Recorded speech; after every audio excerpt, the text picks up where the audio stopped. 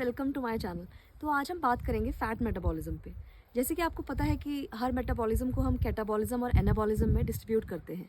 तो अगर हम फ़ैट को कैटाबॉलिज्म और फ़ैट के एनाबॉलिज्म को देखें तो फ़ैट एनाबॉलिज्म और फ़ैट कैटाबॉलिज्म कंपार्टमेंटलाइज्ड हैं, यानी कि उन्हें अलग अलग कंपार्टमेंट्स में उनका रोल प्ले देखा जाता है।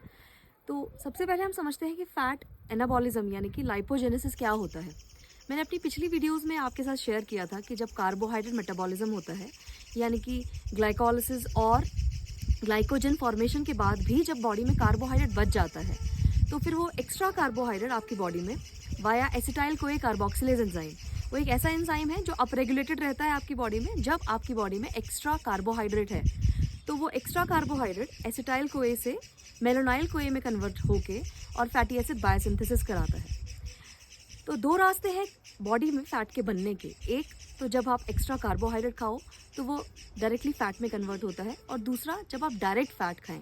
तो जब हम डायरेक्ट फ़ैट खाते हैं तो फ़ैट की जो बड़े बड़े चेन्स होती हैं जो ब्लड में प्रेजेंट होती हैं, एक ट्रांसपोर्टर है हमारे सेल्स में जिसका नाम है कार्निटीन।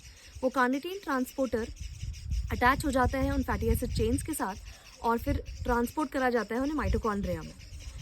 तो जो लोकेशन है फैटी एसिड एनाबॉलिज्म की उसे वो है साइटोप्लाज्म एंड एंडोप्लाज्मिक रेटिकुलम।